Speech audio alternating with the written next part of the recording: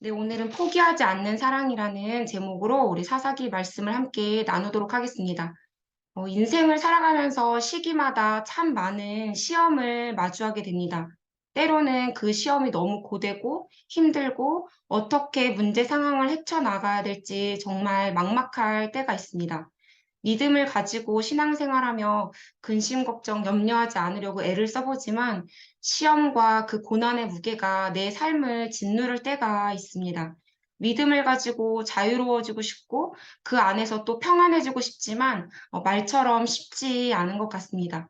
또 하나님을 의지하며 나아간다는 것을 정말 머리로는 알지만 어려움의 상황에 갇혀 하나님을 온전히 의지하지 못하는 그런 모습을 봅니다. 얼마 전 제가 이전 교회에서 수도권 선교로 연계되어서 한 4년 정도 이렇게 주일학교, 여름, 겨울 성경학교를 도왔던 교회 담임 목사님 가정의 자녀가 저에게 만나고 싶다는 그런 연락이 왔습니다.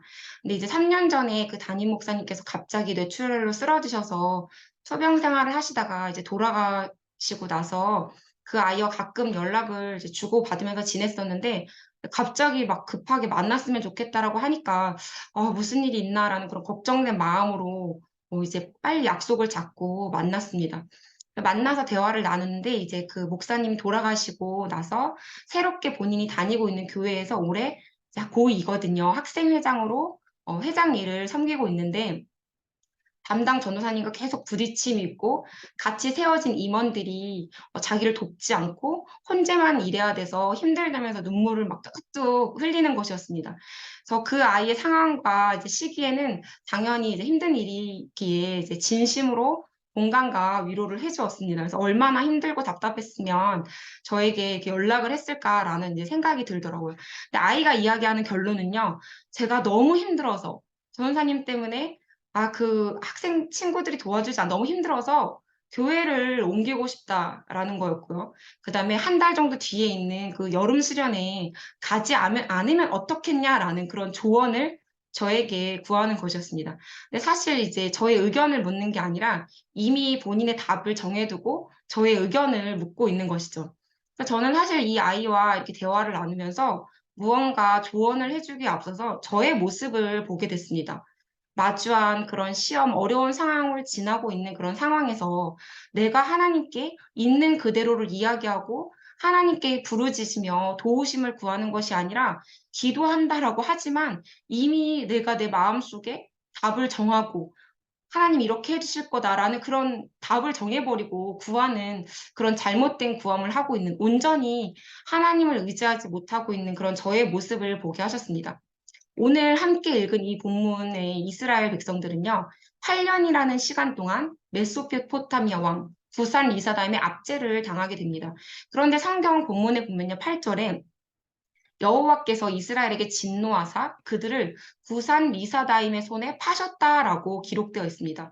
이스라엘 백성들을 8년 동안 억압받게 하신 분이 여호와 하나님이시라는 것입니다. 오늘 같이 읽지는 않았지만 앞에 3장 1에서 2절 말씀을 보면 여호와께서 가나안의 모든 전쟁들에 대해서 알지 못한 이스라엘을 시험하려 하시며 아직 전쟁을 알지 못하는 그 자들에게 그것을 가르쳐 알게 하사라고 기록되어 있습니다.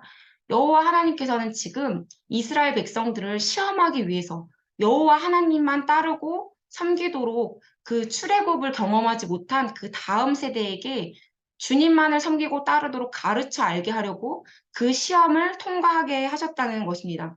그런데 이스라엘 백성들은 잘 아시는 것처럼 시험을 통과하지 못합니다.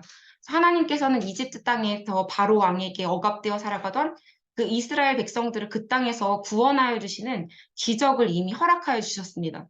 이스라엘은요, 이미 그런 기적을 경험하면서 출애굽할 때 모세와 여호수아를 통하여서 가나안 땅에 들어간 후 그곳에 있는 그 원주민들과 어떠한 형태로든 섞이지 말라고 수없이 반복하면서 명령을 하셨습니다.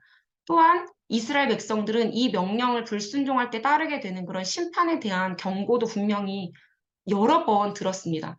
그럼에도 이스라엘 백성들은 하나님 여호와를 잊어버리고 가나안 신들인 바알과 아세라를 섬기고 그들의 딸을 아내로 맡기까지 하면서 아내로 삼기까지 했습니다. 하나님께서는 이 시험을 통과하지 못한 백성들에게 진노하셔서 그 땅의 이방 왕에게 억압되어 살아가도록 심판을 내리십니다. 지금 성도님들께서는 어떤 시험을 통과하고 계신가요? 그 시험을 어떻게 헤쳐나가고 계신가요? 앞으로 또 그 시간을 어떻게 지나가실 것인가요? 하나님은 나만 바라보며 함께하면 된다라고 말씀하고 계시는데 우리는 지금 어디서 무엇을 찾고 누구에게 도우심을 구하고 있나요? 지난주 저희 중고등부 학생 한 명과 전화 통화를 하는데 지난주일 예배를 드리고 집에 가서 눈물을 펑펑 흘렸다라고 하더라고요. 예배를 드리고 나서는 아니었고 집에 가서라고 했습니다. 순간 속으로 무슨 일이 있었나 깜짝 놀랐습니다. 근데 그 학생이 이런 고백을 하더라고요. 요즘 학교에서 친구 관계 문제로 많이 힘들었는데 내가 진짜 잘못한 일이 아닌 것 같은데 괜한 오해를 받게 되고 친한 친구였는데 관계가 깨어져서 삶이 어수선하고 많이 힘들었다라고 합니다. 그런데 그 주일에 예배 끝나고 집을 가는데 나를 사랑하시는 그 하나님의 마음이 너무나도 크게 느껴져서 감격이 되어서 집에 가서 펑펑 울었다라는 것이었습니다. 그러면서 하는 고백이 자신이 요즘 좀 믿음이 생기고 신앙생활을 하면서 하나님이 나를 사랑한다라는 것을 그냥 알기만 하고 당연하게 생각했는데 내가 하나님을 믿는 것도 기적이고 하나님이 아무 자격 없는 나를 구원해 주신 것도 은혜이고 사랑 때문인데 그것을 너무나도 당연하게 생각하고 잊고 살았던 것 같아 죄송한 마음이 들었다라는 그런 이야기를 했습니다. 그래서 깨어진 친구 관계도 하나님께서 하나님의 때에 회복시켜 주실 것이라 믿는다라고 이야기를 하고요. 그런 고백을 했습니다. 그래서 하나님께서는 이번에도 그 아이를 통해 저를 돌아보게 하셨습니다. 그 아이를 보면서 아, 시험을 이렇게 통과해 나가야지. 제가 보기에도 이렇게 사랑스럽고 예쁜데 하나님 보시기에 얼마나 흡족하실까라는 생각이 들면서 참 기쁘고 감사했습니다. 우리가 이 세상에서 시험을 지나며 기억해야 할 것은 첫 번째로 지금의 이 상황 또한 하나님의 섭리하신 가운데 있음을 믿음의 눈으로 바라봐야 된다라는 것입니다. 정말 너무 당연하고 뻔한 이야기 같지만 사실 저희는 어떤 상황이 일어났을 때 그 문제에 집중하느라 하나님의 일하심을 잘 보지 못합니다. 그 상황 안에서만 갇혀서 허우적거리고 있을 뿐 완전히 맡기지 못하고 여전히 다른 사람을 찾아서 다른 방법을 찾아서 문제를 해결하려고 합니다. 그런데 기억해야 할 것은 이 상황 또한 하나님의 섭리하신 가운데 있다는 것입니다. 조금 전 그 학생에게 깨닫게 하신 것처럼 하나님은 여전히 나를 사랑하고 계시고 내가 하나님의 사랑을 알도록 하나님의 계획 안에서 하나님의 방법대로 말씀하시고 일하고 계신다라는 것입니다. 이스라엘 백성은 당장 눈앞에 여겨지는 좋은 것을 따라가다가 가나안 땅 사람들과 섞이게 되는 그런 구별되어졌었어야 됐는데 섞여버리고요. 하나님의 자녀로 살아가야 된다는 자신의 정체성을 잊어버리고 우상 숭배하고 하나님의 명령을 어기게 되는 죄를 짓게 됩니다. 분명 이스라엘 백성들은 하나님을 알았고 하나님의 사랑을 알았지만 하나님을 섬긴다라고 했지만 가나안의 우상도 같이 섬기게 되면서 하나님의 유일 신앙을 잊어버렸습니다. 두 주인을 섬기는 것이 가능하지 않음을 알고 있으면서도 이스라엘 백성들은 그냥 순간적으로 하나님을 망각한 것이 아니라 의도적으로 하나님을 무시하고 등을 돌렸고 하나님과의 언약을 위반했습니다. 그리고 하나님께서는 이들에게 진노하십니다. 신학자들의 해석에 보면 그 하나님의 코가 그 얼굴이 이스라엘을 향해서 뜨거워졌다라는 의미로 이스라엘을 향한 하나님의 진노가 얼마나 크게 불타올랐는지를 생생하게 알 수 있습니다. 이스라엘 백성들은 그 이집트로부터 자신들을 구원해 주신 여호와 하나님을 잊고 하나님께서 하신 그 명령을 완전히 망각한 채 등을 돌려버렸고 이들의 죄의 결과로 배나 더 악하다라는 이름의 의미를 가진 악한 왕 구산 리사다임에게 8년 동안 억압을 받게 하신 것입니다. 이 과정이 성경에 상세하게 기록되어 있진 않지만 35년이라는 시간 동안 일제강점기를 지나와야 했던 그 대한민국 사람에게는 다른 나라의 억압을 받았다는 것이 얼마나 힘들었을지 조금은 다르게 생각을 해보게 되는 것 같습니다. 8년의 그 시간은 짧은 시간이 아니었습니다. 그런데 저는 사사기를 볼 때마다 이런 생각이 듭니다. 아니, 저 이스라엘 백성들은 왜 저렇게 8년 동안이나 힘든 시간을 보냈나? 왜 빨리빨리 하나님께 살려달라고 도움을 구하지 못했을까? 참 안타깝다라는 그런 생각을 할 때가 있습니다. 아마 제가 제 3자의 입장에서 지금 그 백성들을, 이스라엘 백성들을 바라보고 있기에 이렇게 말할 수 있는 것이겠죠. 자신의 눈앞에 말로 표현 불가능한 그런 힘든 상황에 부딪히게 되면 다른 생각을 하기 어려울 것입니다. 그렇지만 이들은 여호와 하나님의 백성이었습니다. 그들이 기억해야 할 것이 있었습니다. 바로 이들은 하나님의 언약 백성이라는 것입니다. 다른 신이 아니라 여호와 하나님을 바라보고 그 하나님께 도우심을 구하기만 하면 되는 것이었습니다.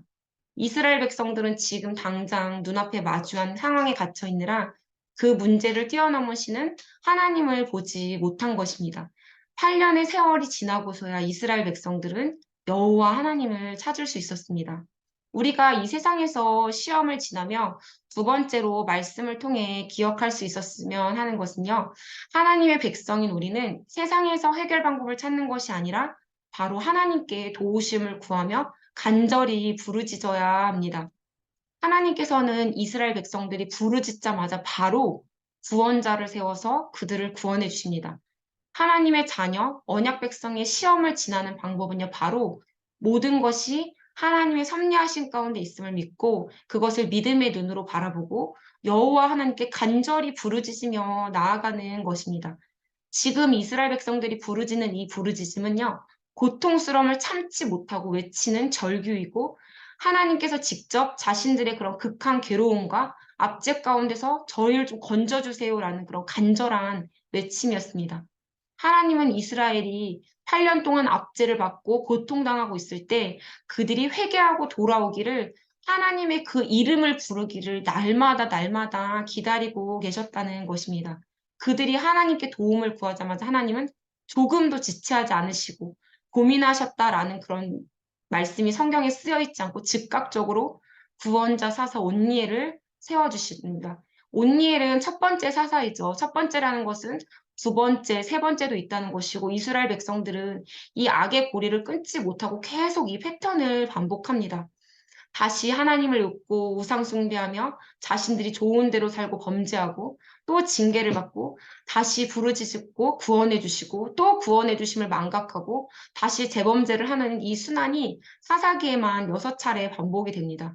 근데 너무 화가 나고 답답해하는 것 같지만 이 이스라엘 백성들의 모습이 사실 오늘날을 살아가고 있는 저의 모습과 다를 것이 없다라는 것입니다. 죄의 순환고리를 끊지 못하고 계속 마음에 하나님을 두지 않는 그런 죄를 범하고 또 다시 하나님을 찾고 또 다시 도와주시고 마음에 평안을 주시면 하나님을 또 망각하고 또 내 마음대로 살아가는 오늘날을 살아가고 있는 저의 모습과 다를 게 없습니다. 하지만 하나님께서는 이스라엘 백성들을 너무나도 사랑하셔서 포기하지 않으시고 계속 그들이 회개하고 돌아오기를 기다리시며 그들이 하나님께 부르짖었을 때 사사를 세워 구원하여 주시고 또 구원하여 주시기를 반복하십니다. 그리고 그 구약 시대의 이스라엘 백성들뿐만 아니라 여전히 그 죄의 고리를 순환 고리를 끊지 못하고 살아가고 있는 우리들의 그 구원을 위해 그 순환 고리를 끊어주시기 위해 자신의 하나뿐인 그 외아들 예수 그리스도를 이 땅에 보내주셨습니다. 그리고 예수님께서 십자가 희생 제물 되어 주심으로 부활하여 주심으로 다시 사셔서 모든 죄로부터 우리를 자유케 하시고 건져 주셨습니다. 우리는 이미 그 죄의 순환고리가 끊긴 자이기에 더 이상 그 고리에 묶여 살아갈 이유가 없는 자들인데 여전히 그 순환고리 안에 갇혀 살아가고 있습니다. 하나님께서 이스라엘 백성들에게 사사 온리를 세우셔서 그 땅에 평온함을 허락해 주신 것처럼 사사를 세우셔서 그 외적의 침략과 압제가 없도록 이스라엘 백성들을 평안하게 살아갈 수 있도록 해주신 것처럼 우리 또한 그 예수님을 통해 어떤 침략과 압제가 없이 평안하게 살아갈 수 있도록 길을 열어주셨습니다. 수많은 사탄의 공격이 있지만 우리의 삶은 뒤흔들 때가 있지만 우리는 흔들릴 수는 있어도 넘어지지 않습니다. 이미 승리하신 예수 그리스도가 우리의 구원자 되시기 때문입니다. 우리는 예수 그리스도를 믿고 예수님의 이름을 날마다 부르며 살아가기만 하면 되는 것입니다. 제가 최근에 너무나도 예수님의 이름을 부르고 싶어서 기도원을 갔습니다. 집에서도 교회에서도 어디에서도 하나님의 이름을 부를 수 있지만 정말 너무나도 하나님의 도우심을 간절히 구하고 싶어서 가난한 마음으로 기도원을 찾아갔습니다. 그곳에 수많은 사람들이 모여서 하나님의 이름을 부르짖고 있었습니다. 그 속에서 하나님의 도우심을 간절히 구하며 주님을 부르짖는데 하나님이 깨닫게 하시는 것은 말씀하시는 것은 바로 하나님이 포기하지 않으셨던 저를 향한 그 아버지 하나님의 사랑의 마음이었습니다. 저 같은 죄인을 위해 하나뿐인 그 아들을 내어주시기까지 사랑하셨던 그 아버지 하나님의 마음이었습니다. 죄의 순환고리를 끊어주기 위해 이 땅에 오신 나를 향한, 이 땅을 향한, 우리 교회를 향한 하나님 아버지의 그 사랑의 마음이었습니다. 나를 향하신 그 하나님의 사랑이 흠뻑 적셔지니 상황은 그대로이지만 참 평안이 이 마음을 누릴 수 있었습니다. 오늘날 많은 크리스천은요, 저를 포함해서 부르짖음을 잊었습니다. 오늘날은 부르짖음을 잊은 시대입니다. 부끄럽지만 사역자인 저도 예외가 아닙니다. 하지만 하나님은 날마다 우리가 하나님의 이름을 부르며 회개하고 돌아오기를 기다리고 계십니다.